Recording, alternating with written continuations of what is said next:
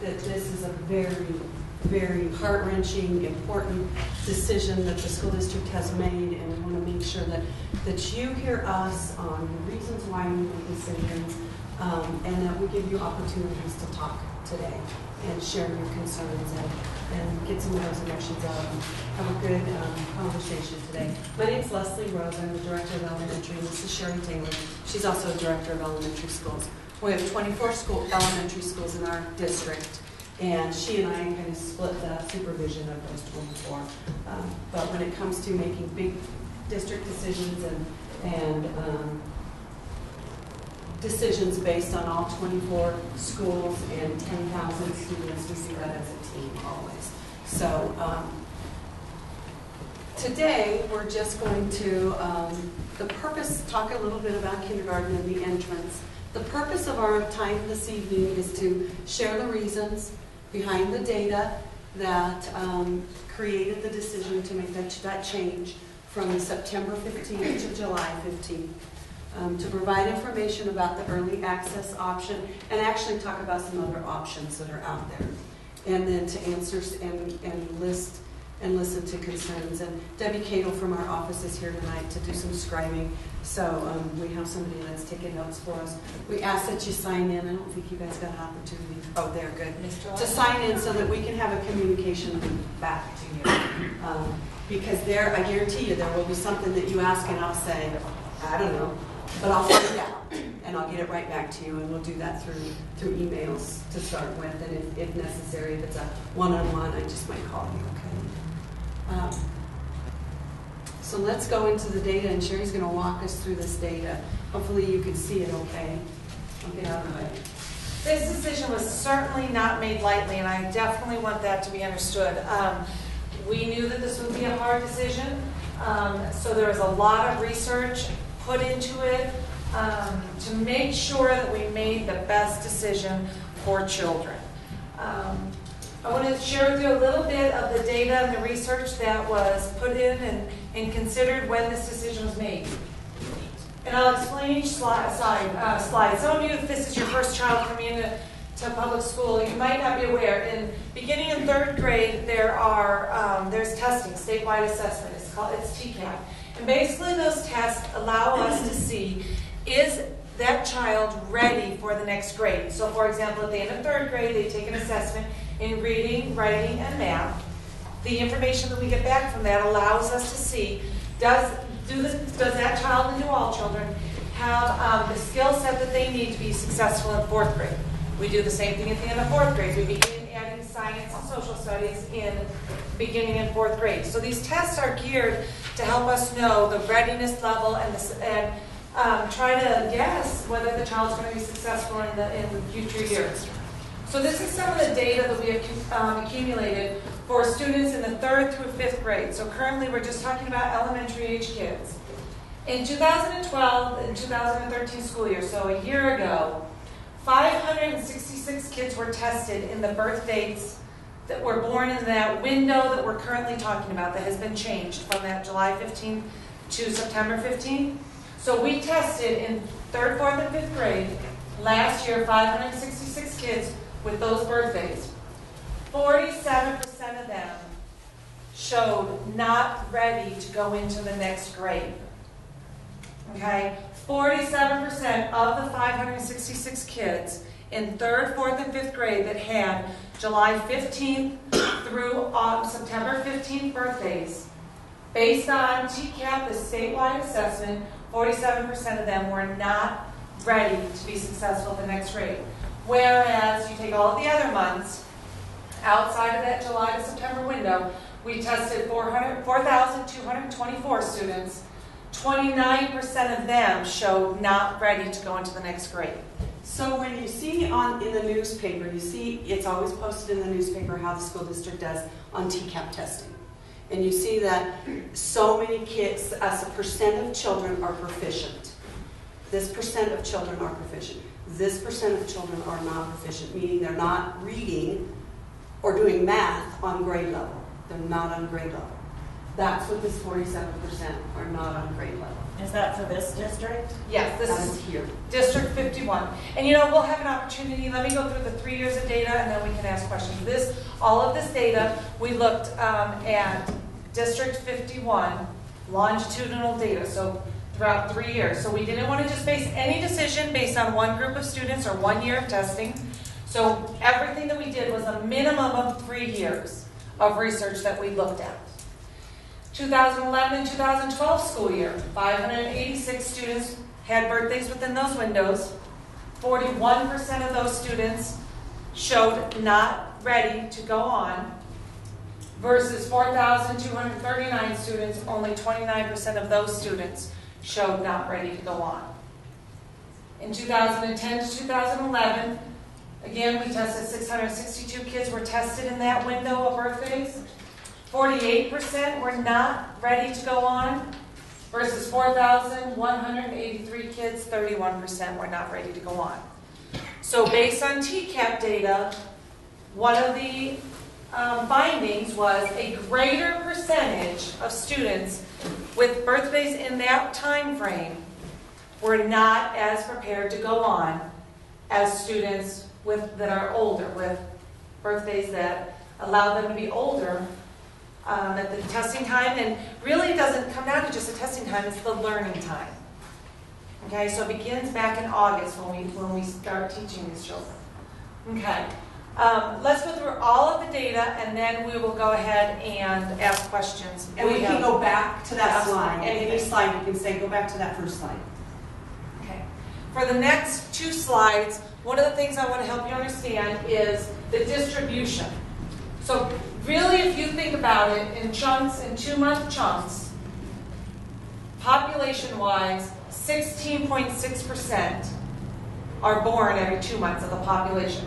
So for example, when we went back and looked July 15th to September 15th, 283 kids out of all the kids that were born that year, 16.6%. So we're talking about 16% of our population. So for the next 2 slides, realize that it should be, if it was, everything was the same, readiness level, everything was the same, all of the numbers should be 16% across the board. The distribution should be 16%. Okay? We'll come back to that if you have any questions on that, but I want you to understand that we're talking about 16% of the population. So anything that's given, then when we're looking at those birthdays, 16% of it should be included. So you're saying in 2009, 1,700 kids were born in 2009 who would be affected by, oh no, this is on third grade. No, this is not all students. Okay. You can go back, Lesley. So, like last year, there were 1,700 kindergartners coming in. On average, we bring in 1,700 kindergartners a year. Pretty much every year, 1,700. Maybe 1,683, might be 1,721, but on average, we average about 1,700, and 16% of them are born every 2 months. Okay. If it were a perfect Right. distribution. Sure. And you know it's going to go back and forth a little bit. Okay? Sometimes it's going to be 16.1, sometimes 17, so it just depends. Okay. So now, students with a significant reading deficiency. Students with a significant reading deficiency basically are saying that they are, exactly what it says, significantly behind in reading.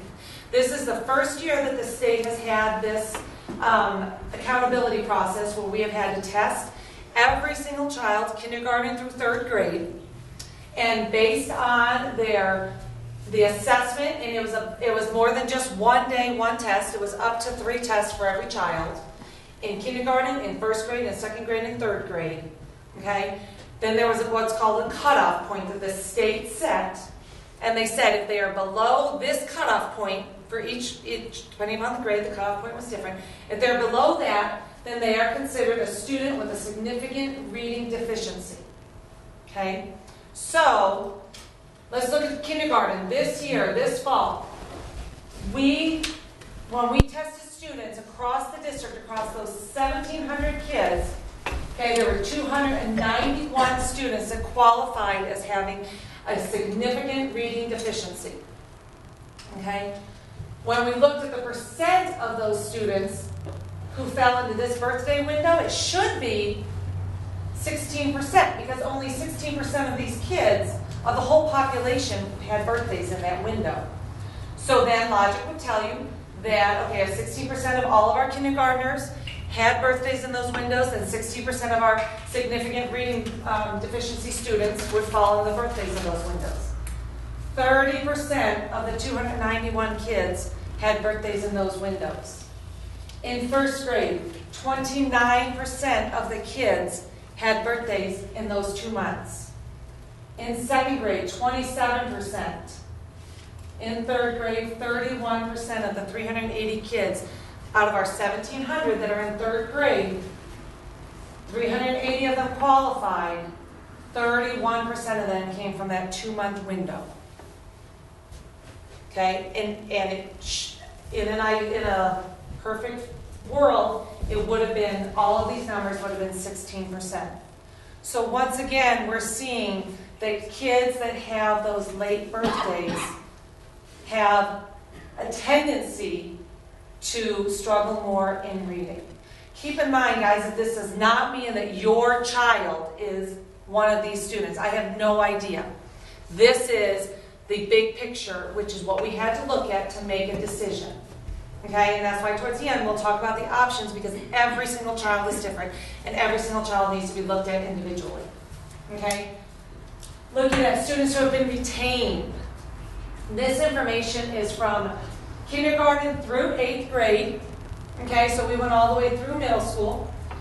Students who have been retained. Last school year, kindergarten through 8th grade, we retained in this district 66 students. 28 of those kids had birthdays that fall into this window that we've been talking about. That's 43% of the kids that were retained fell in this 2-month window. Okay? The year prior, 2011 and 2012, we retained 58 kids. 37 of those kids fell in that window. 64% of the kids that we retained kindergarten through 8th grade in the 2011 and 2012 school year had birthdays in that 2-month window. 2010 to 2011, 51 kids were retained. 29 of those students had birthdays in that window, 57%. Equal distribution, these numbers should be 16%. They're not even close to 16%. 43%, 64%, 57%. Equal distribution would be a 16%. Once again, the data is telling us students that, on average, students who fall in this window have a tendency to be retained at a significantly higher rate than students who fall in the other 10-month window. Okay? So let's go back to the slide before that. So let's talk what questions you currently have about any of the data. Not questions about why, just, is there anything about the numbers that you want clarification on? Yes, you had your hand up before. Back to the very first slide when you were talking about the dates. I have a daughter, for example, that whose birthday, she's in 4th grade, whose birthday falls in that date range, but we chose to pull her back. Would her data be in that? No. We took out the old students because they weren't, we were just looking at the young. And my son falls in that, so yeah, he got shoved out. So yeah, we took out, we were really wanting to compare apples to apples to apples to apples as best as we could. Now, nothing's ever perfect, and again, this is not every single child. Please don't hear me saying that because your child has an August 1st birthday, they're going to struggle. That is not what I'm saying. This is when we look at 1,700 kindergartners that entered kindergarten each school year. Okay, this is what the data shows. Yes, ma'am. So when you were coming up with this data, and I pulled actually the state for the district on the year, but it doesn't separate it by the birth dates. But when you did this data, did you also include studies, because you were separating it to birth date, did you also include studies on those who attended early education, like pre-K education? That was not, no. We did not take into preschool because we have no way of knowing that information due to the fact that there's private preschool, public preschool, our, grandma. preschool. Sure. So there's no way we of took the gathering data that that data. we knew So what there's we had actually control. no way of you actually saying that the reason why these numbers are because they have or have not attended preschool, or exactly because it is because of the age or the birth. Well, we are looking at the common factor that we are looking at is birth dates. The assumption would be is that kids, whether they have a July birthday, a January birthday, a March birthday, similar percentages would have gone to preschool or not preschool. So the preschool was not the factor that we were looking at. The factor that we were looking at is birth dates. Right. Now, And what so- one thing we did look at, and we didn't publish it, was between different schools, this number was very similar. So if you look at an area that is more affluent compared to an area that is less affluent, where maybe the more affluent area does attend preschool, those numbers were very similar compared to the numbers in an area in our valley that is less affluent. Okay. Yes, sir. Just curious, you're focusing on those 2 months. Did you look at the next 2 months, the next 2 months, and the next 2 months? If you're looking at an age-related thing, you would expect the numbers to go down. Did you look at the next two and the next two and the next two? We did, and that was where we kind Did of took the, why the recommendation of July 15th was given, because that You was, actually saw a decrease Yes. and it went down.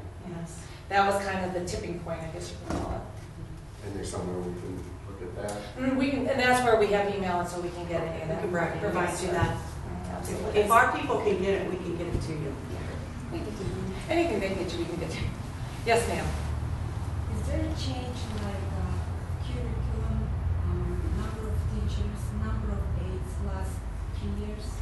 Maybe that's the reason. No, her question is actually, is this because we reduced teachers and aides? And actually kindergarten is one of the areas that has not been. This, and I'll be very honest with you, this is absolutely, positively zero to do with budget. And in fact, I can tell you right now, we're going to lose money. This was not a decision that was made on money in any way, shape, or form. This was a decision that was 100% based on what we believe is best for children.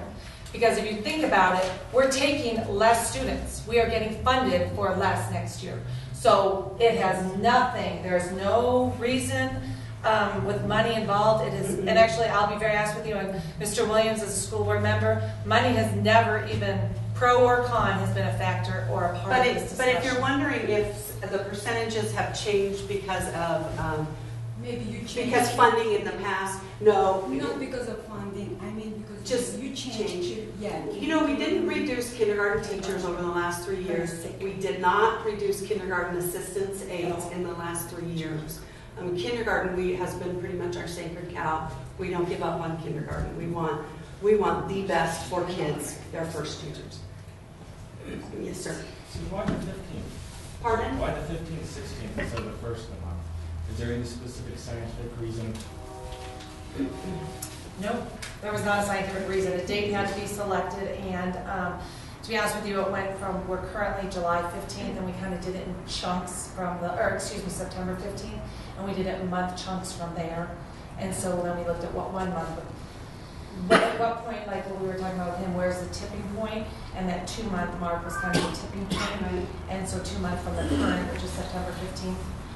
You know, So yeah, that's as scientific as I got. And I don't remember if we kept it in this PowerPoint, but we did, we asked our school board, can we have a buffer year? And I'll tell you what, we were sitting in a school board meeting a couple weeks ago, and one of our school board members said, let's think about this.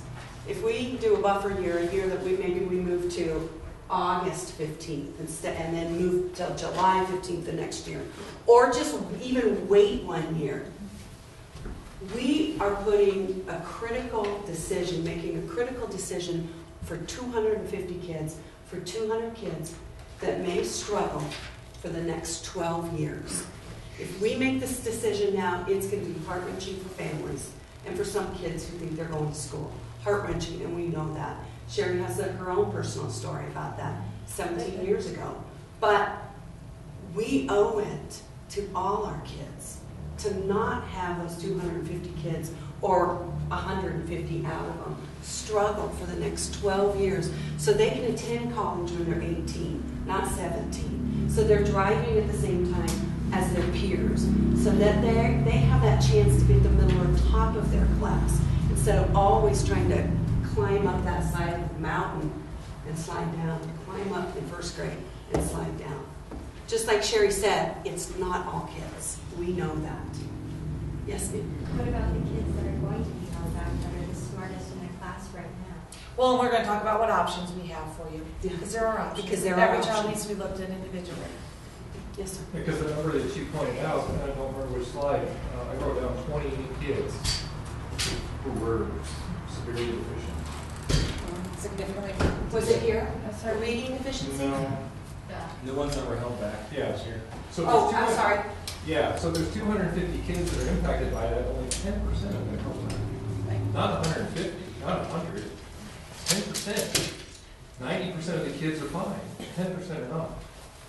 For that slide, but go ahead and go back, Lesley. For retention. For Keep in mind, retention is the last. They've already been through all of the other things. We're talking, though, 30% of our students are not at grade level. Their wheels are spinning as fast as they can, and they're sitting next to the kid next to them who gets it like that. And at 5 years old, what we see, being in public education, for 21 years, you see them look at the kid next to them and be like, how come he gets it and I don't? And you just want to say to them, honey, if you were 10 months older, you would. If you were 4 months older, you would. He's 4 months older than you. He's 6 months older than you. Oh, and you can't explain that to a 5-year-old. All they know is, what's wrong with me? Why don't I get it? He gets it so easily and I don't. And that is where, so you got to look at, you're right, only 28 kids were retained. But you got to realize that the retention came after them struggling every single day, and every single day looking at that kid next to them who gets it because he's 7 months older and I don't. Why don't I get it? Why am I stupid? Do I not get it? Am I wrong? What's wrong with me? Am I not working hard enough? It's the daily, not just the 10%. Well under 10, it's well under 50. Yeah, we modified that slide a little bit from a previous one. Well, I was going to say we can look at this We specific grade gave to levels. the board, and I can show you, this is the one, we just simplified it a little bit, not because you needed it simplified, but last year in kindergarten, there were 24 kids retained. You think that's not a lot, but that's approximately one per school. 24 kids retained in kindergarten. 11 of them, 46% of them had young birthdays. In first grade, 19 kids were retained. 42% of them were born during those 2 months. And this decision was not 16. Well, This decision was not made based solely on one piece of data, meaning what he's referring to as the retention. You had a question over here. My question would be, did you even look at the data to see the percentage of kids that fall on this birthday that are advanced, that are proficient in advanced? The number of students that are graduating our schools, that are the young students that are valedictorians? Because I can tell you from personal experience, oftentimes it is my youngest students that are the most advanced. So where's the data for that? And we actually did look at advanced. We did not look at valedictorians and salutatorians because we're talking 8 in the whole district. So we didn't look at that, but we did look at the advanced and the percentage, and I can get that slide to you also if you'd like. The percentage that are advanced is significantly less than the other percentage-wise birthdays. You know, again, it should be 8% or 16%, excuse me, and if I remember correctly, it was one of the grades was sitting at 7%. So it is, the data goes both directions with them struggling, and it also goes with them not being advanced. So individualizing for the kids that need that individualizing, which is the point of our district. And should that's be where, the let's focus, talk about the not options. judge Well, of 300 I'd kids. like to say here real quick that from the state of Colorado's information for Entity Code 2000, which is this district, District 51, in 2013, unsatisfactory reading levels dropped, and it consistently dropped from 2011, 2012, and 2013. Partially proficiency levels Which we dropped wanted to drop, keep in from mind, we want these to drop, 2011, and proficiency levels increased. which is a good thing. Right. You could So be our it doesn't- spokesperson. And I know. those amounts of unsatisfactory was 9.27% of your Okay. entire student body, not 47 or 43. So she's talking TCAP, what she's saying is as a state, we're having less students that are unsatisfactory, less students that are partially This is deficient. unsatisfactory and there's Combination. there's four levels: unsatisfactory, partially Right. proficient, proficient, and advanced. And the advanced The two- level was 7.7%. The two on the bottom, And the two on the bottom are unsat and partially. Those two together make up that percent. Where your So this records is for a- this district shows total for third grade unsatisfactory This is 9.27%. Unsat and partially proficient together. We're not saying that 47% of our And that would students be were not proficient. We're Roughly saying that 30%. of the students that were 47% were not proficient. We're not saying that 47% of our students are not proficient. We're saying that of our students that are not proficient, 47% of them had birthdays within So that out of your window. total, 566 students. So you're calculating that on a total of 1,700? No, that is third, fourth, and fifth grade, so 1,700 times 3. So 566 Right. dollars. A lesser subset would make a higher percentage. But And we I think actually we have need all to of make that sure that share we with get you. a perspective for all elementaries across the board, that it is actually only 9.2% of the total population. of third graders. Right. Right. Correct. Who We're not are saying that unsatisfactory. 47% are unsatisfactory Okay. or even partially proficient. We're saying of our students that are unsatisfactory or partially proficient, it should be about 16% of them should have birthdays in this window, but actually 47% of them have birthdays in this window. Okay. Okay, so now, yeah. I understand the lady in front of me's argument, though, because she's saying overall 9% unsatisfactory or partially proficient. But your number there says 29% of those in the target age group that we're trying to get the kids to. You're saying 29%, and she's saying 9%. Those numbers, that's a threefold She's looking at difference. just third grade and we're looking at a combination. We actually have it on the slide that we Okay. had in Yeah, the I'm board. just- Third, fourth, and fifth, we have it all broken out. So yeah, so we can certainly share any of those slides with you. It's still pretty much a coin toss though, 50-50. Well, and that's why, let's look at what options there are, because every child needs to be looked at individually, and that's an important piece. So one option is the early access to kindergarten. How many of you already know about this option? So we've got a few that do not. Is there anyone that does not know about it? And I will review it one more time. Early access means any 4-year-old may attend kindergarten if they go through this process of it's a cognitive assessment, it's a skills-based assessment, it's social and emotional assessment that our district can help provide. Now, in the past, it's a $15 application fee and then a $90 assessment fee that we this year have decided to waive the $90 assessment fee. And so hopefully nobody's paid that yet. But the $15 application fee is something that we're going to still ask for. And then the $90, if your child makes it to that next step, where they have to sit down with a psychologist and go through that assessment, is totally waived for you this year. The assessment is a one-on-one assessment with one of our licensed psychologists here in the school district. It's a very non-threatening, it's a lot of conversation. There is some written, there's some verbal, there's some nonverbal, and it's nothing that any kid, any student needs to be nervous about or afraid of. But it's also for the highly gifted children. It's not just for every child. So it's early access that's provided by the state. The state mandates that we do this, and that's why they also mandate that we have a cutoff date. And we did research that, and there is a specific cutoff date that you have to have every year, whether it's July 15th or September 15th or August 15th. There has to be one date so that the early access can come into play then. And we do have some extra applications for you if you need them. We really wanted to squeeze this meeting in tonight because unfortunately the bad news is they're due on Friday. They're due to our gifted department on Friday by 4 o'clock. And that is really unfortunate. We knew it was going to be a crunch. It was going to be a timeline difficulty for you. And that was part of our presentation with the board. Yes? See, a lot of kindergartners that are, their birthdays are before July 15th will not have that stuff up there. Exactly. This is for private kids. These are for highly gifted kids, yeah. And their proficiency level is at a 98 percentile. So my question is, you realize the predicament you're putting parents in with this late timing with this. And why was this information not presented to the public months ago and to the kids months ago?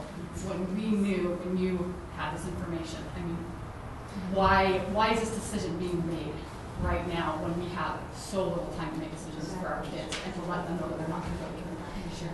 The reasoning why the research was done and presented recently.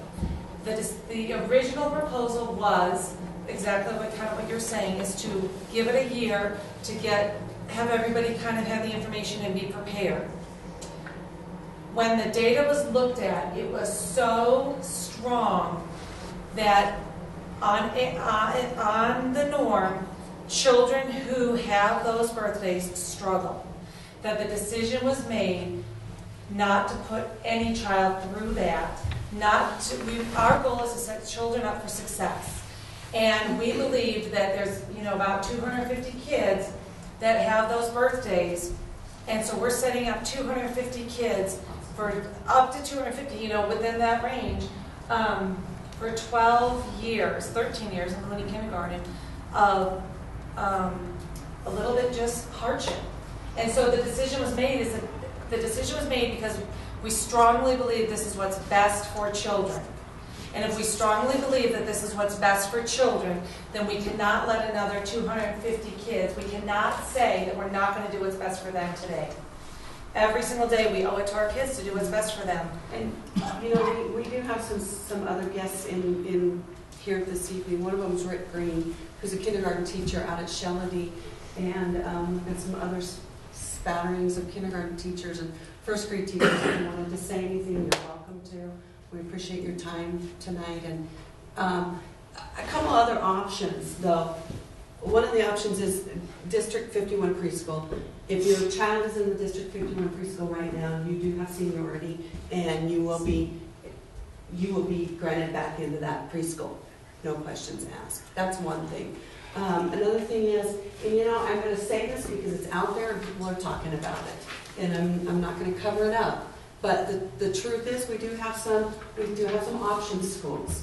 Our option schools are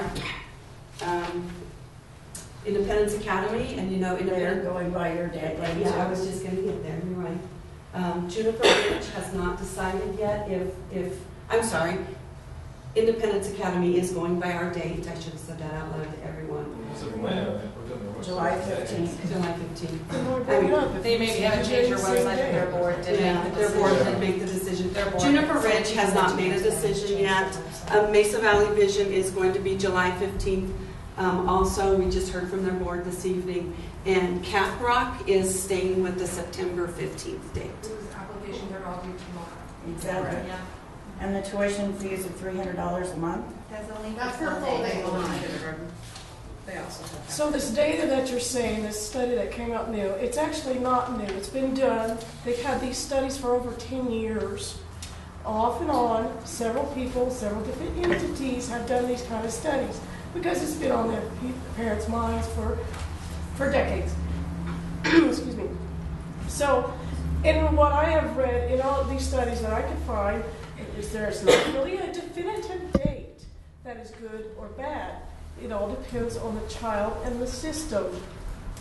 Now, there is some differences in, what they did find. What I read that they did find is that typically boys are a little bit lower in the academics than girls at that age.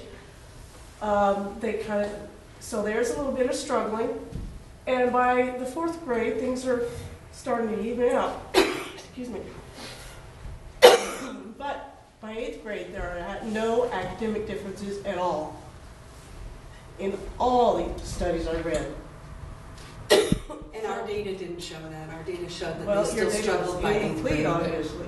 So I guess I'm missing your question or comment. Are you questioning why we have to have a specific cutoff? No, I'm questioning, 'Cause I agree the with you, accuracy of your data as far as making this decision.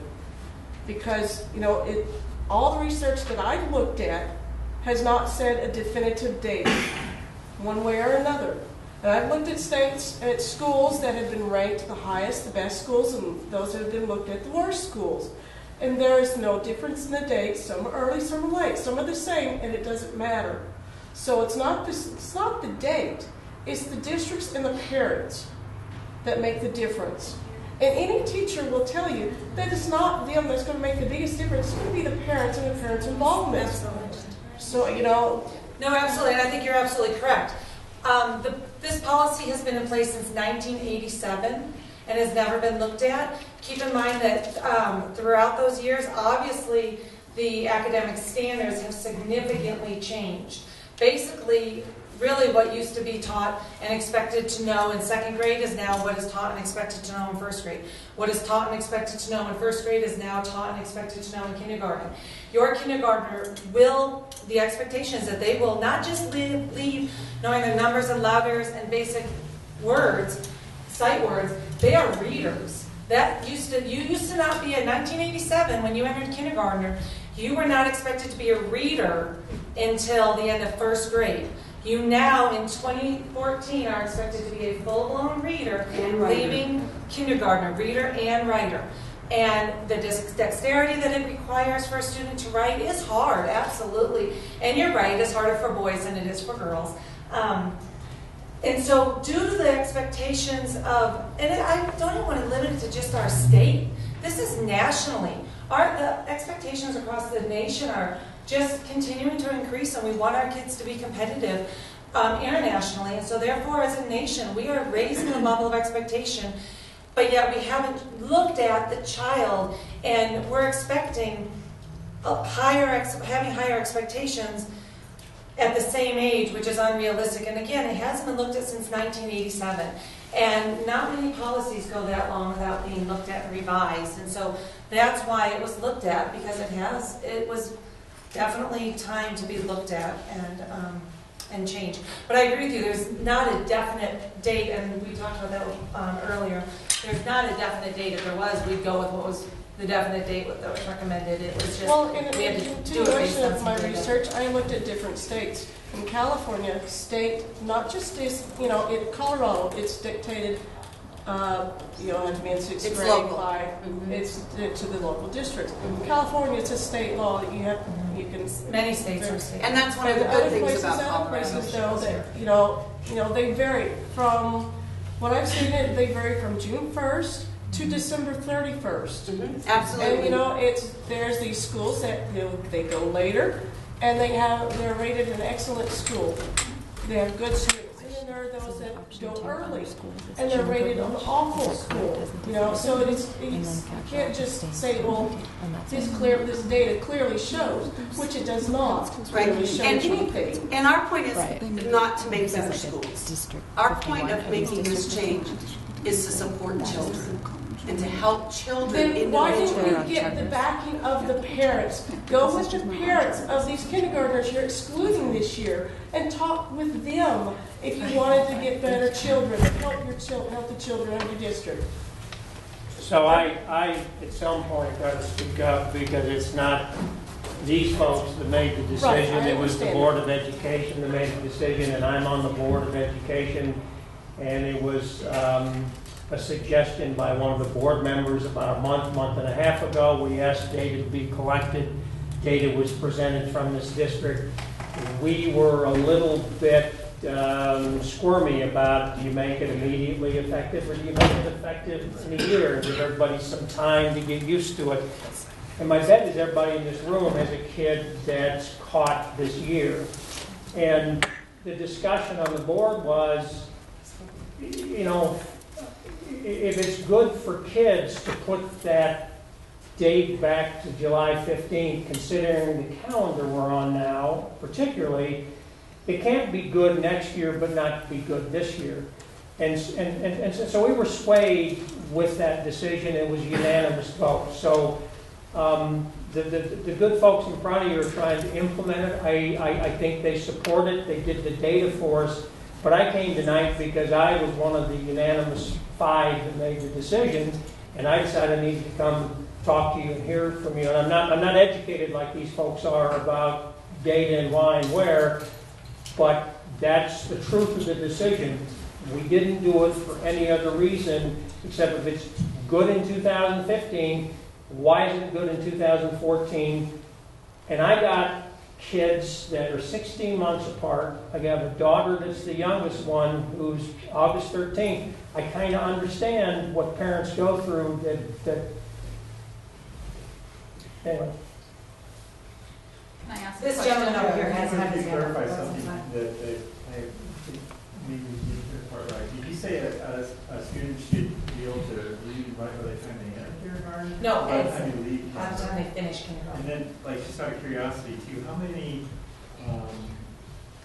just before they enter kindergarten, are successful in passing the early access test? Just of the kids, students that- A very small percent. Okay. Very small. We had 3 this year that entered kindergarten early on early access.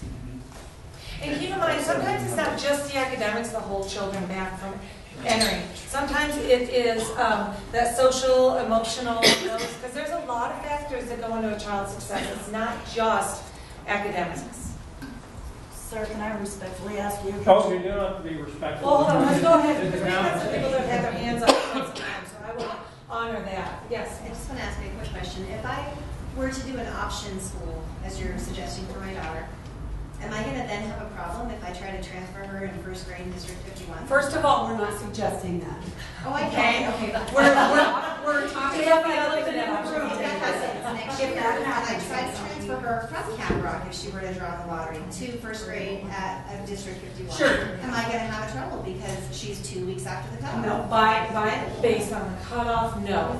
What she's asking, because the board policy currently reads and is if a child is coming, because exactly like she said, California has a very, very different cutoff. So when we get a child in from California or Cap Rock who is keeping the September 15th cutoff, what happens with them? Are they automatically kicked back to kindergarten? Well, they've already had kindergarten. Are they automatically put in first grade because they've had kindergarten? That is where this does not have to be gone through.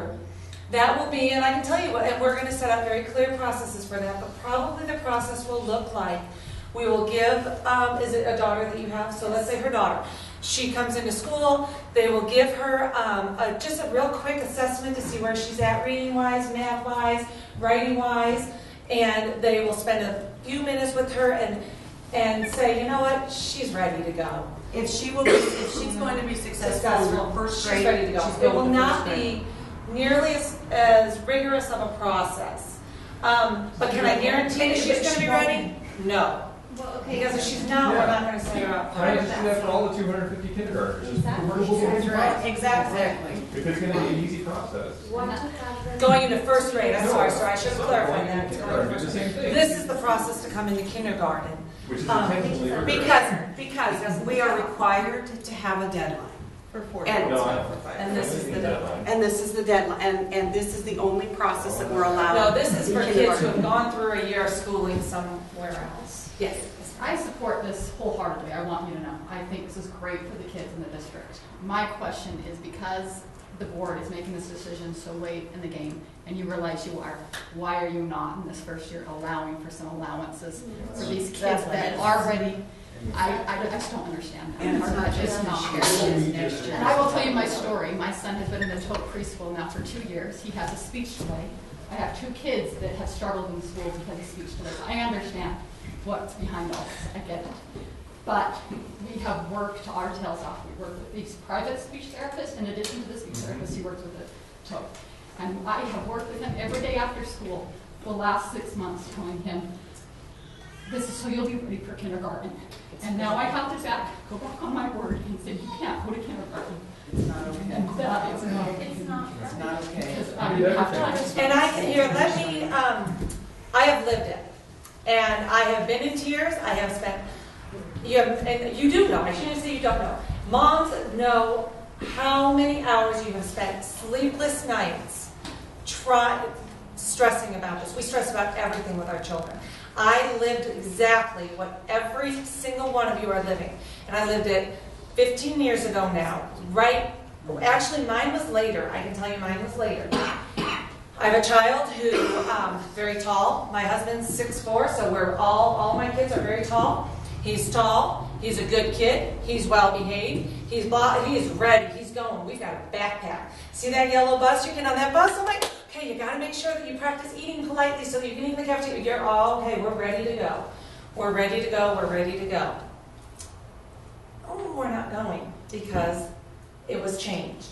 And students at that point, and this was in Texas, keep in mind, so I had choices. I could go to a private school, I could go to a charter school, I could homeschool. I had lots of choices. What do? My husband seemed to be able to sleep at night. I wasn't able to sleep at night because I'm like, I've got this 5-year-old that's ready. He's going. He's excited. And you know what? I started doing my own research. I started asking parents. And what I personally found, and I want you to know that this decision for District 51 has absolutely, I've never shared the story. John Williams has never heard this story. No board members have ever heard this story. No decision was based on my own personal experience. But I want you to know I've lived it and where I'm at now, 12 years later. So I'm up at night. My husband's like, you know, sure, it is what it is. We just got to make a decision and go with it. I'm like, I know, but what's the right decision? What do we do? What do we do? Well, I talked around, and I will tell you, I personally, out of probably 30 people I talked to, I found one mother who put their child in who was the youngest, because mine was it would have also made him the youngest. One person that put him in at the youngest that didn't regret it. I found many people who put their child in at the youngest that regretted it. Said to me, Sherry, don't do it, don't do it, don't do it. You don't want your child to be the youngest. Tell me one advantage of being the youngest, and I'll tell you 100 advantages to being the oldest. For every one advantage to being the youngest. So I was like, okay, so I started doing my own research. I personally would beg to differ with the fact that once you hit 8th grade, it catches up. Mine was a boy, so keep that in mind too, because her analogy with boys is also, it was a boy. You look at all of the things that boys go through. And I will put it out there, in a locker room. All boys develop at different times. My son now is a late developer and 11 and a half months behind everybody else. Tell me he's not getting teased in the locker room. Oh yeah, he is. I didn't want that for him. I didn't want the middle school teacher bringing my son down and saying, he is immature. He's not immature, he's young. He is young. He's acting exactly how he should be acting. But unfortunately, you're comparing him to the kid next to him who's 11 months older. And I can promise you, my kid's a great kid, and in 11 months, he's going to act that way too. But right now, he thinks this is funny. Because for his age, it is funny. You're right, it's not funny to the kid next to him who's 11 months older. I didn't want my kid to be that immature one that really wasn't immature. He was young. So we looked at all of this. I didn't want my son to not be able to go to, I had to drive him to homecoming and prom because he didn't have a license still. I didn't want that for him, so I agonized. So you know what, we sat him down. He was nowhere near as devastated as I had been. He was like, okay, and I just explained to him, I said, honey, you're going to be the oldest now. Oh my gosh, you're going to be the first one to drive. You're going to be the first one this. You're going to be the oldest. You're going to be the leader. If you look at the research, typically older kids, older and larger, are typically leaders. You're going to be a leader because you're going to be the oldest. You're going to be the one that knows how to put your backpack up. You're going to be the one. You're going to be the one. You're going to be the one. And I'll tell you, we went through about a year of him having to explain to people when they'd say to him, Ty, what grade are you in? He'd say, oh, Mom, you explain it to him. And I'm like, he's in 1st grade. Well, I should be in 2nd grade, but because they changed the birthday, now I'm in 1st grade. I'm like, so we went through a little bit of a phase where he was self-conscious of it, because he thought he was going and now he's not. But I can tell you, after probably the first few months, Gee, gone for him. He was psyched because everything has always come easy to him. He's now a junior at Fruita Monument High School, just came back from the state wrestling tournament, had a wonderful experience. I'll tell you right now, if I was sending him to college in 2.5 months, I'd be scared. I'm scared that I'm sending him in a year and 2.5 months because of boys and their decision-making skills and abilities, but I feel a whole lot better that I have him for 1 more year before I send him out to that real world where I have no idea what he's doing 24 hours a day and having him make his own decisions. I feel good about the fact that he's going to have 1 more year under his belt to make adult decisions under my roof. So believe me, when I say I feel for all of you, I do. More than you understand. And I don't want to go against the board in any way, but I knew what you guys were going to go through, and that's why, to some degree, I was like, oh, let's put it off for a year, let's put it off for a year. But I will say I 100% support the board's decision because I know it was the best thing for my child. And I know it's the best thing for most of your children. Is it going to be hard? Absolutely. Are you going to have tears? Absolutely. Your child may or may not. But 13 years, we're hoping that we've made the right decision for your child. Yes, ma'am. I think the difference between having it start this year and next year is some of our kids are in preschool and they wouldn't benefit from another year. We went through it. We had to do 3 years of preschool. And another thing, parents already have the option of keeping their kids home an extra year. So if you don't feel like your child's ready, you can keep them home. And there's So nothing for wrong every with 3 story years that's of more preschool. like yours, there are other stories that are totally opposite. Absolutely. So, But we had to make a because decision I for was, the masses. my birthday is end of July. Mhm. I graduated top 5 percentile in a class of over 600. Hang on, I'd like to honor her Right, hand there that's been was- up for quite some time. I really want to try to honor people. My question is, what do you guys recommend for the kids that are too advanced to sit through preschool again, but not advanced enough to have And that program? that was They're my just, son. sorry, You know- so such a guy for you. You know, and our preschools will be responsive, just like our schools are responsive when we have a gifted child in 3rd grade. Our preschools, our district preschools are district preschools. And my daughter's preschool has said they will work with her. I have also been told that she will be required to go to her home preschool next year and will not be able to go back to the one she's going to this year. That's not fair for her. Is that a district or a private It's a preschool? district preschool. And we can work on that. I mean, that's something we can work individually. I'm not sure who, yeah, because those It decisions was, I haven't called been down made to yet. the district office and asked for whoever, Kim or Stacy. I think it was Stacy. That's And something we that's can who work on told me that. individually. Yeah. And Because that's, those I was decisions like, actually that's, haven't been made. you know, she's getting hosed left and right this And we do not, that's the last thing we're going to do, yeah. No, and I'm not sure why you were told that, because those decisions haven't been made, and we've been working with Kim South, who is the coordinator for all of the preschools, and she is very receptive to what each child needs. And so please, those are kind of things that we want to make this as least painful as possible. So those are the kind of things we need to be aware I of. just want to make, my biggest concern is to make sure she continues to thrive so that she can, it's not like, oh, well, now I have to sit out of school for a year, so I don't really care anymore. Our district preschool, we've had a lot of conversations with them, and I know that they are prepared to adapt for Yeah, the students. Hers said, you know, that they will. You had your hand up next. No, come on. So how many students are your district preschools going to accept this year? And what's the criteria? I don't have those numbers. Our district preschools are going to accept all of the people that are, I'm sorry. The criteria is staying the same. We can't change the district No, preschool the criteria. preschools, because my grandson doesn't attend either one. He attends GJ Leadership Academy and Head Start. Head Start, to accommodate for the overflow now, are going to combine 3, 4, and 5-year-olds in one classroom. And my grandson, because his birthday was August 15th, we started him in the 3-year-old program, not the 4-year-old. And he was excelling so much, we moved him up already. So we've already moved him up. But now for him to return to these same things, he's going to not only have to be with 4-year-olds when he's going to be 5, close to 6 when school starts, right? Correct. He is going to be combined with 3 and 4-year-olds who are nearly 2 years younger than him. And we can certainly have those conversations with Head Start.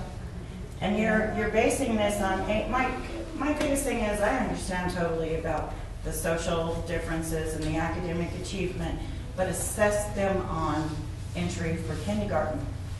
Or make them wait for another year so that these kids can have an opportunity to progress in education.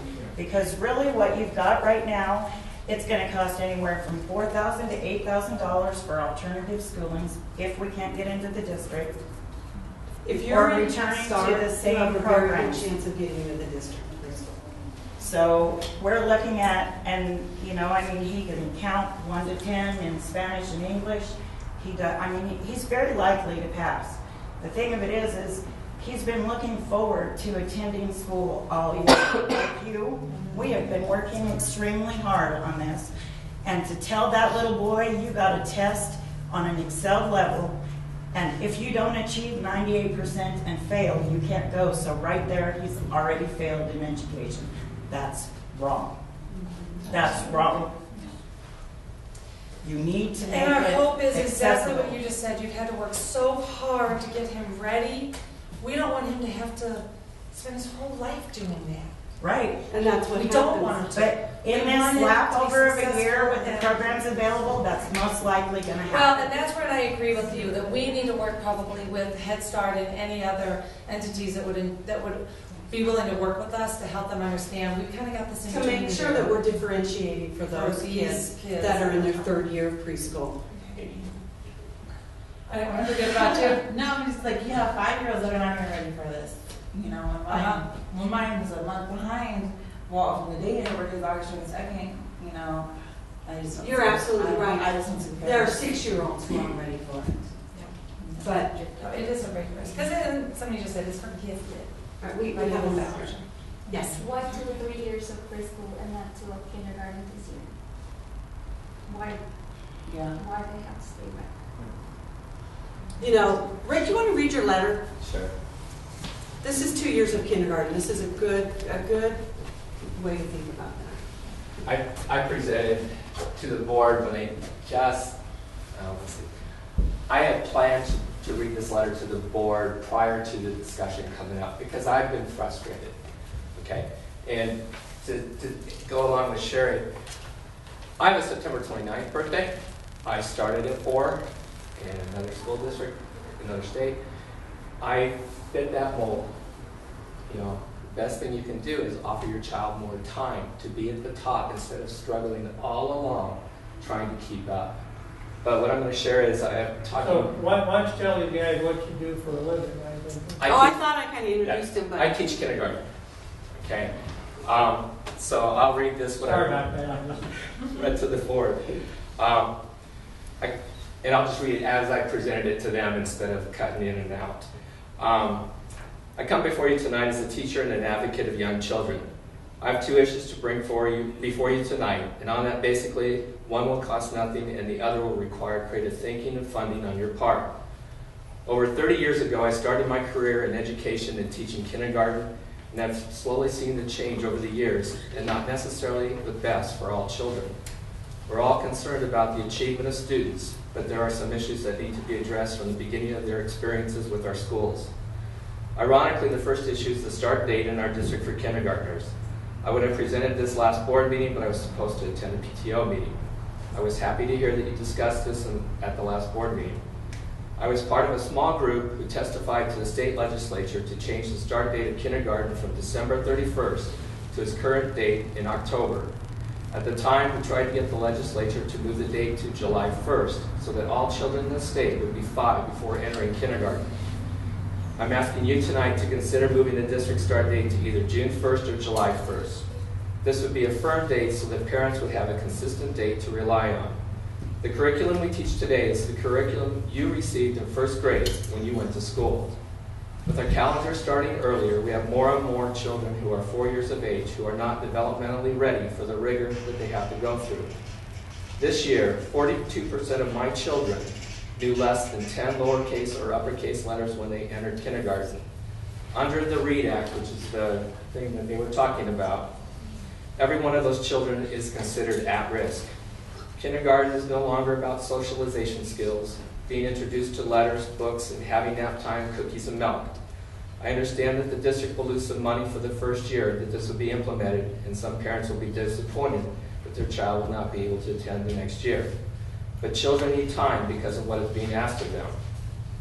This leads to my second issue. Had Amendment 66 passed, it would not have been necessary to address you. As you all know, it would have provided funding for all-day kindergarten. As I mentioned earlier, the curriculum today is not what it used to be. Kindergartners are supposed to be able to read and write now at the end of the year.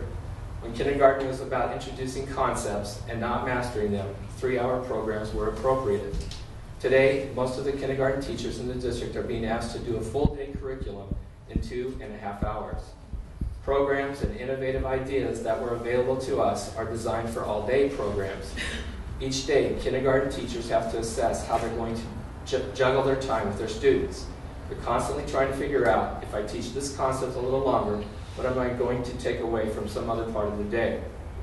There's been much discussion about student achievement, and with most states having adopted the Common Core standards, our children are at a disadvantage with half-day kindergarten programs. Half-day programs start having an impact on testing results right from the beginning, all the way up to our graduating seniors. As I mentioned earlier, that kindergarten has changed drastically from when I began teaching it. The individuals who designed the expectations for kindergarten children seem to have very little experience working with young children or having spent much time in the kindergarten classroom. Kindergarten teachers have a whole unwritten curriculum that they have to teach. Many children come to school not knowing how to hold a pencil, color, draw, cut with scissors, even more surprising, not knowing the basic colors. Most children have to learn how to rewrite their names because parents teach them how to write it with all uppercase letters. As I already stated, they come without any knowledge of letters, sounds, numbers, but many resources at our disposal are under the impression that we're able to devote an hour a day to implement those programs. With 2.5 hours of contact time, we have to pick what part of the programs we're going to implement, not doing them properly. Another important part of the hidden curriculum is socialization and learning how to be a part of the school. We have many children who have had no preschool experience and know nothing about listening, sitting in a group, sharing, and so forth. If you look at a kindergarten classrooms throughout the district, you won't see a dramatic play area any longer. This was an important place for children to learn how to role play and learn how to share.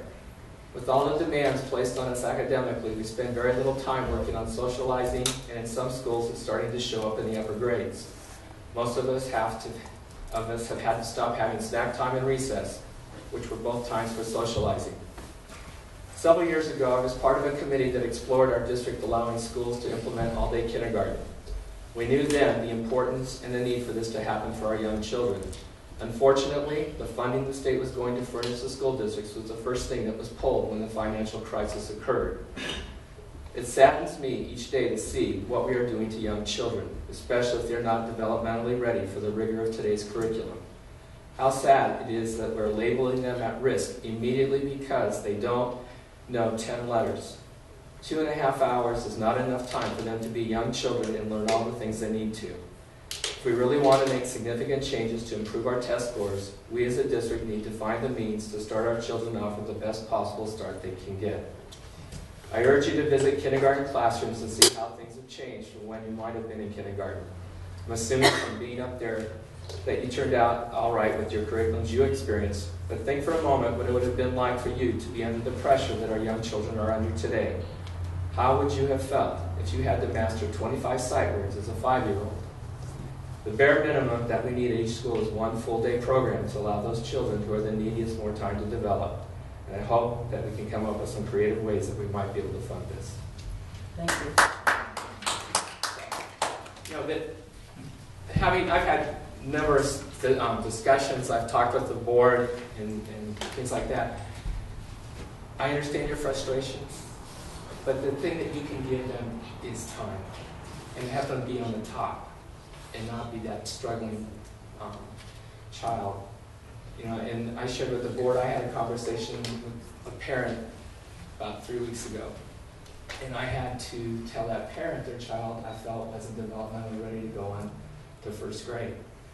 You know, and that parent immediately broke that down in tears at that point, and you know, she asked, what could I have done? And it's like, you know, what can I do? You know, it's nothing. We all grow at different speeds and times, and the best thing she can do at this point is just give her child more time. and to meet, as I said, the rigor, what they expressed at the beginning. They're expected to read now and to write. When you went to school, that wasn't it. It wasn't even mastery. We exposed you to different things. And now we evaluate, we grade according to, are you proficient at the standard that we have? Thanks, Ron. Mr. Green, with the greatest respect, I know what an incredible educator you are by reputation, being in the 40 districts myself. And this is also to Mr. Williams. How many voices were missed, though, when it wasn't secondary educators talking about the impacts that this is going to have on my classes in 8 years? When I have 300 more students in one class of freshmen, because of the bubble that is going to happen. No. The bubble, actually, we'll have a small bubble that comes through. We'll never have a large bubble. It'll never be a large bubble when there's... It will be a large bubble when there are, just in my daughter's class, just in her one kindergarten class, 9 of them that wouldn't have gone, and they'll go the next year. So there's, But I have a concern that way. 9 wouldn't be going. I have a concern, exactly. That'll be the bubble year. Okay? No. So I have a concern, just one moment please. I have a concern about, I want to make it very clear to the parents in here. Is the district and the board going to let us revisit this issue at any point? And if the answer to that is no, then what exactly are we doing here? Because honestly, as a parent, and I will speak as a parent now, my son will be ready for kindergarten in 2 years. I have the greatest respect for kindergarten teachers.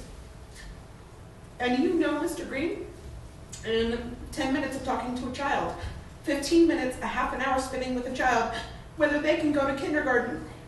My question to you and to the board is, why can't we let those teachers make that choice for our students? First of all, and we've shared this conversation. Thanks, Stephanie. First of all, there won't be a bubble. We need to understand that because we're holding back 200-ish kids this year. And remember, it's going to be spread around 25, 24 elementary schools. That's approximately 10 kids a school. So next year, those 10 kids will come in, but the other 10 kids that would have been were born in July and August won't come in. So it evens it out. There will not be a bubble. We'll have one small year this coming year, one small year, and then the rest of them will be steady back to that 1,700. And we had the conversation. What she's asking is, why can't, let's say, kids who are feeding into Shelley, why can't the Shelley kindergarten teachers make the decision, you're ready, you're not, you're ready, you're not? That's just too subjective. When we can have every kindergarten teacher views different. And so to put that responsibility on 50, well, we have about 3 teachers, 75, 78 teachers, it would be really hard. I say you can go. She says you can't go. I say you can't go, and she says you can't go. Well, then I'll go to Shelley. It's just, the reality is there has to be a cutoff. Her question was, can this be revisited? I'll be very honest, I don't know the answer to that. That is something that we will need to talk with all 5, and I don't want to put Mr. Williams on the spot and ask him to make that decision for 5 board members. We can certainly ask that to all 5 board members and let you know that. I would tell you to communicate with the board members. I think the one thing that this board's really trying to do is be more open and listen better than past boards have. I don't know if we'll change our decision or not, but I'll give you my personal email tonight, and you can get the other board members' emails from the website, and this discussion can continue. I'm not sure it's going to change. Sure. And I don't even know my district website, my email, but I'm John@johnwilliamslegal.com. That's my private one. shoot me an email, I'll share it.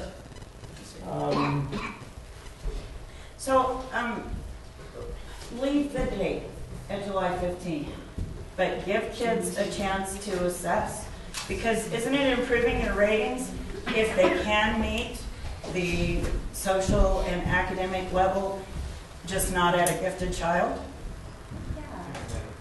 So keep your July 15th date. But the kids who were affected this year, give them an assessment. And if they can complete the level of efficiency that you need for a proficient rating, then let them attend. And it sounds like a great idea, but that has to be a board decision. Okay, but the National Institute for Childhood Early Development has a study out on exact age things, and they spell out July 15th and September 15th, which is what ours are. And they say the age at which children began school proved unrelated to their social emotional functioning. There were all the other characters, but they isolated the age. They also say the differential rate of growth for cognitive and academic achievement is only modest, and it is showing that as they grow older, the academic growth rate improves that. So by the time they're testing on your third grade levels, it's no longer in effect. So the first difference is favoring children entering school at older ages. Teacher ratings of language and math skill in the kindergarten were not evident 4 years later. It indicates that clearly it would be a mistake then to draw too strong of a conclusion from this inquiry about age affecting even children's academic achievement or about older children differentially benefiting from schooling. It does suggest that they enter preschool programs prior to learning. It does suggest that you focus on what and how you are teaching in kindergarten. And it does suggest that you do assessments before entry. But age itself is not a factor.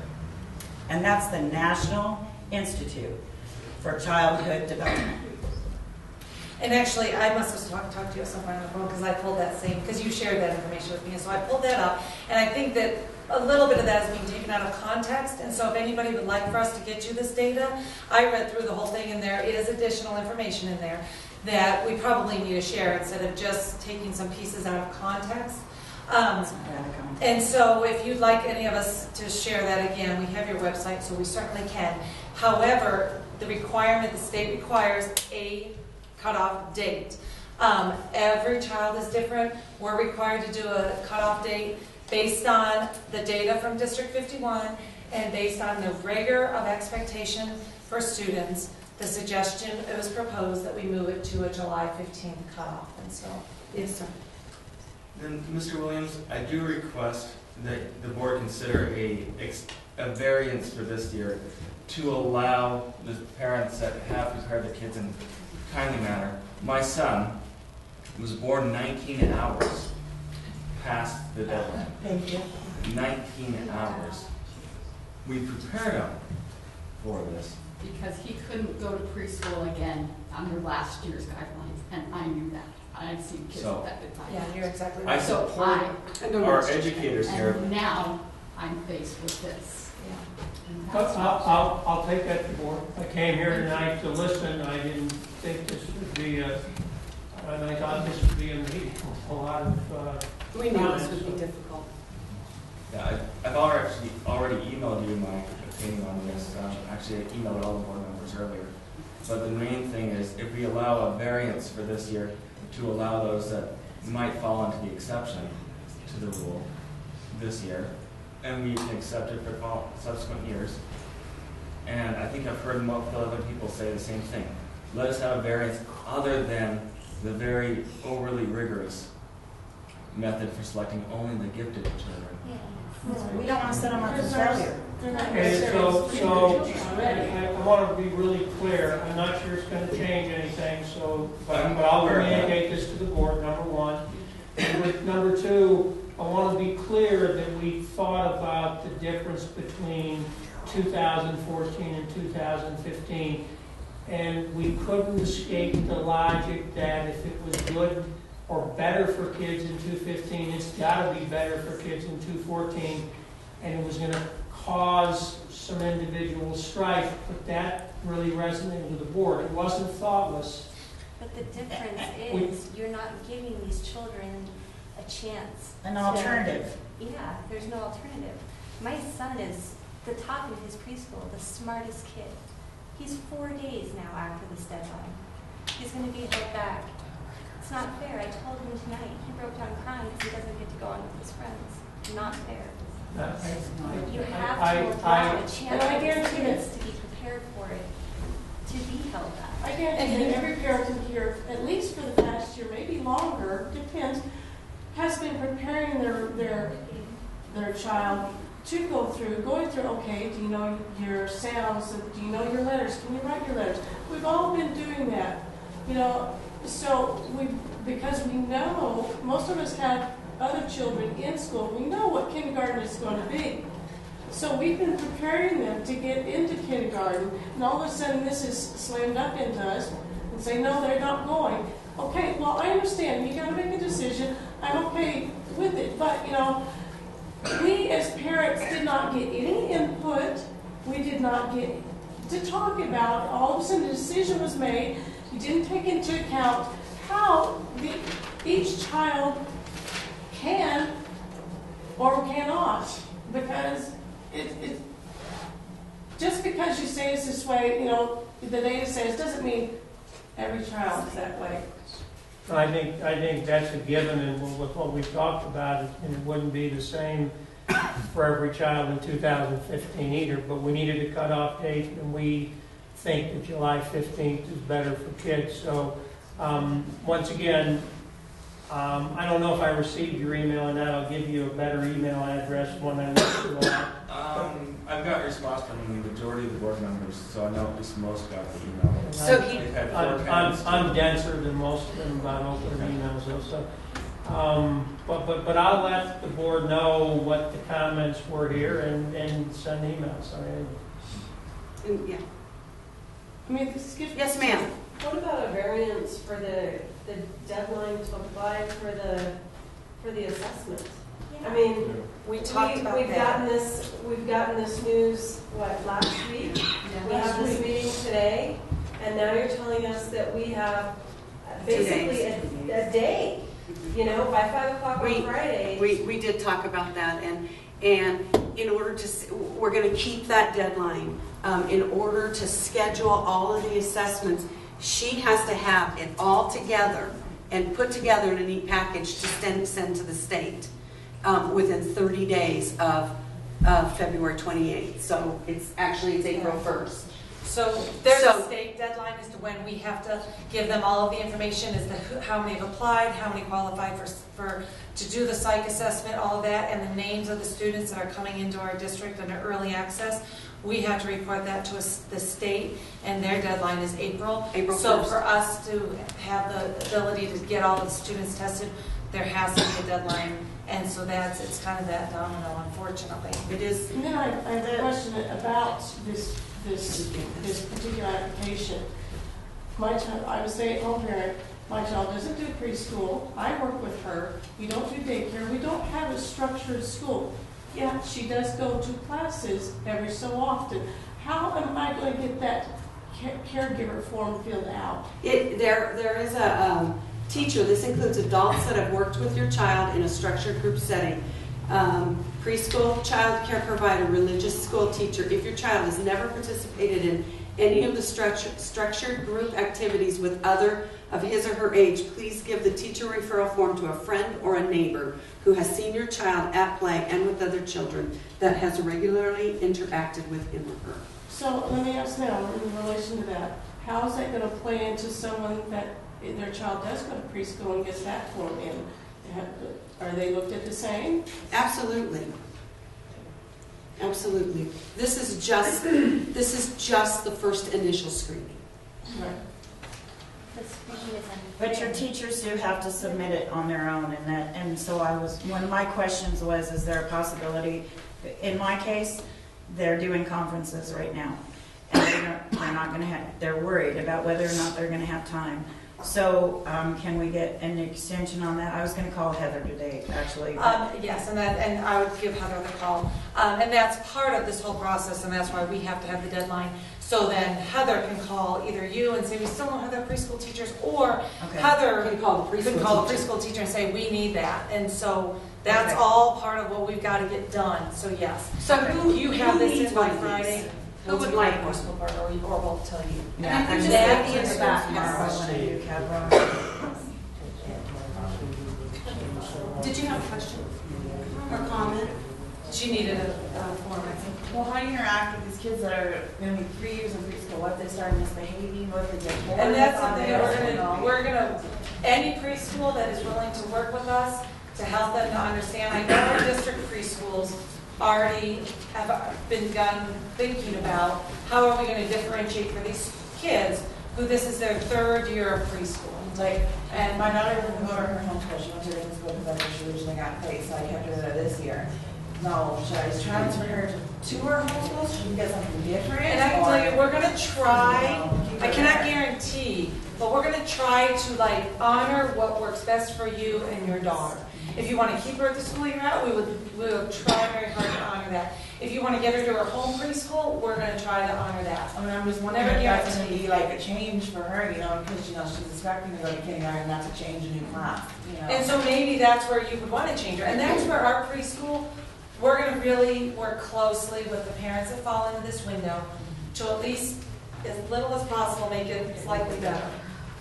It still won't be good, I know that. Yes, ma'am. More question. My concern also lies with the parents that aren't here tonight that may not know about this change yet.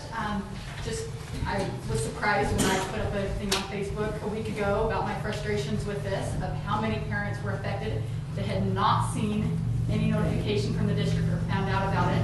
I'm worried about that. Yeah, and I know you guys are doing your best to get the word out. We are too. With a press This is a small release, window. With advertising on our website, with media helping us. The problem with kindergarten is you can't pull them out of the woodworks. No. That's why we do the big kindergarten roundup. Our principals are prepared next year to have these difficult conversations. And sir, the next school board meeting is the 6th, is that correct? Well, what's next? It's Monday, but that's not an open board, it's a work session. Yeah, well, next. The 18th is the next time there's, March 18th is the next time there's audience comments. Audience March 18th. comments? March 18th. Yes, So in reference to kindergarten roundup and to school of choice, Right. we don't, if we decide to do this, we don't know if our child's been accepted or not by next Wednesday for. Did I talk to you on the phone today? No. Somebody I talked to about the same thing. School of choice is Monday. I would fill out school of choice, Okay. however you wanted. I would fill it out and say, is there a comment box on school of choice? There is. And I would say, my student is going through the early access program, or possibility right now, application process. I would really like to attend, your school, Orchard Avenue or whatever, on school of choice. Please keep my application on file until we find out. Absolutely, you need to fill out school of choice. And then kindergarten roundup, does it matter? Well, there we go. I mean, If you're accepted, you're in.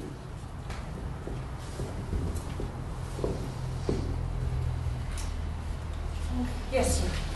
I really appreciate your being here and for coming and stuff.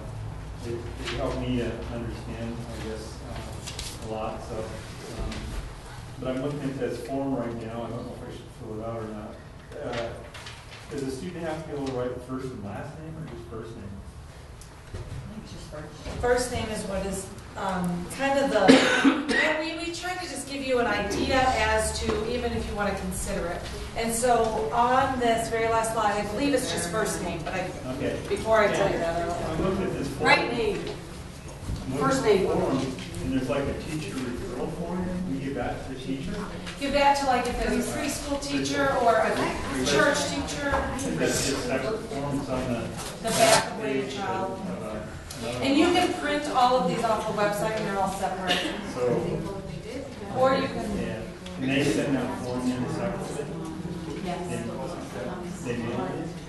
Or they can hand it back to you and you turn it in with your packet, whichever is more convenient for you. And it's also just basic. And like. Hold on, let's ask a few more if questions.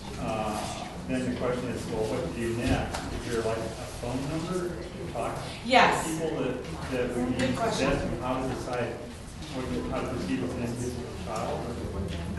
His question is, what happens if my child doesn't qualify for this? Is there basically an appeal process? And there is.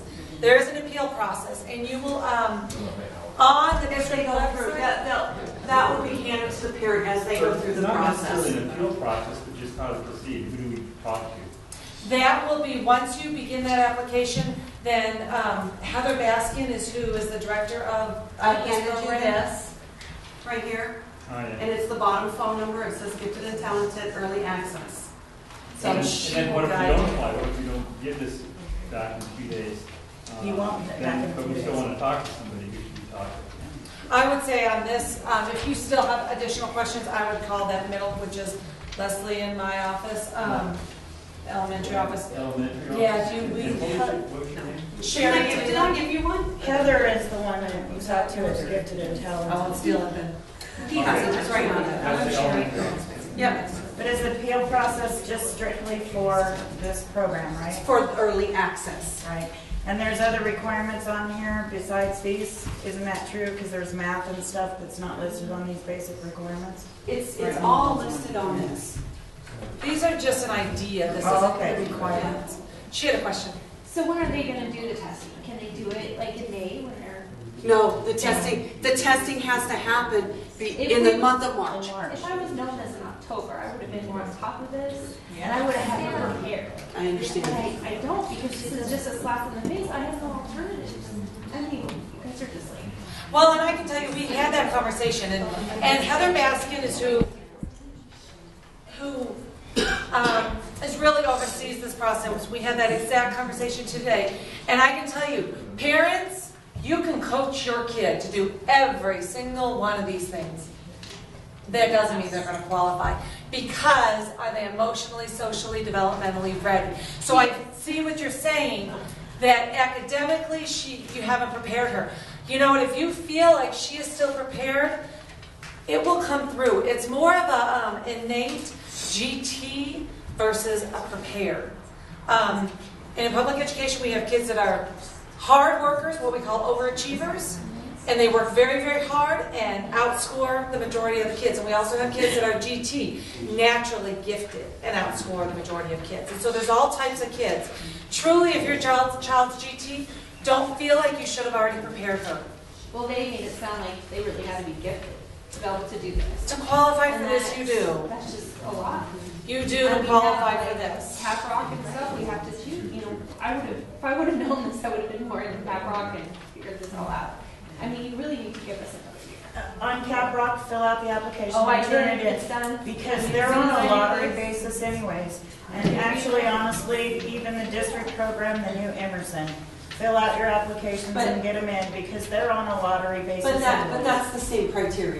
Sure, as far as this, if they'll let them in this year if they pass this, or they can be put on a waiting list for next year for the lottery.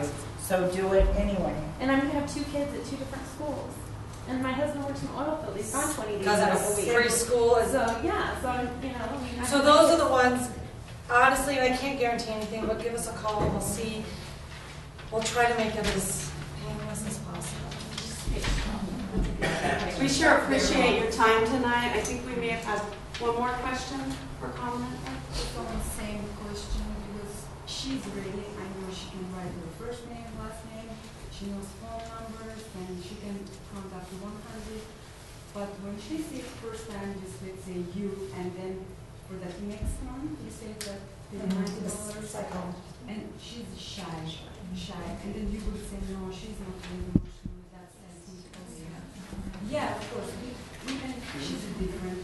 She born September 15th, and she's first graded, and she's one of the best at top elementary. She's doing really good, even better than my second graders.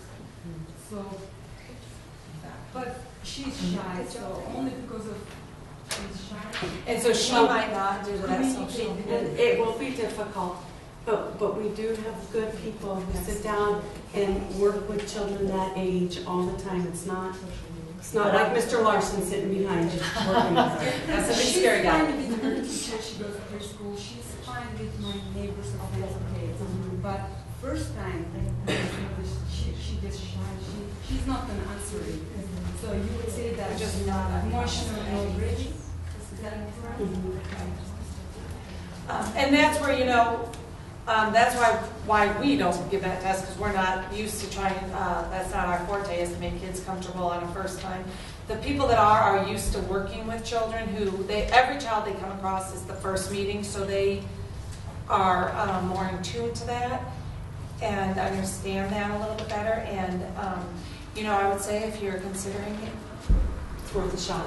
it's worth a shot, especially if you just word it to your child, you're just going to have fun and go visit with somebody and answer her questions, and don't set it up that it's a pass-fail, because that's not what it is. That's not what this is for kids, and just set it up that. Because I agree, what you said, I don't want to set my child up for his very first experience to be fail. Don't set this up for your child that, you got to pass this, honey, you got to pass this, or you don't get in, don't do that to your child. Just say, you know what, they're going to go through your head so that, your teacher next year, whether it's preschool or kindergarten, knows what you're ready for and can teach you from there. Last question, let's just go ahead and do it. At this point, let's go ahead and wrap up the meeting, because I do want to honor your time. We said 7:30.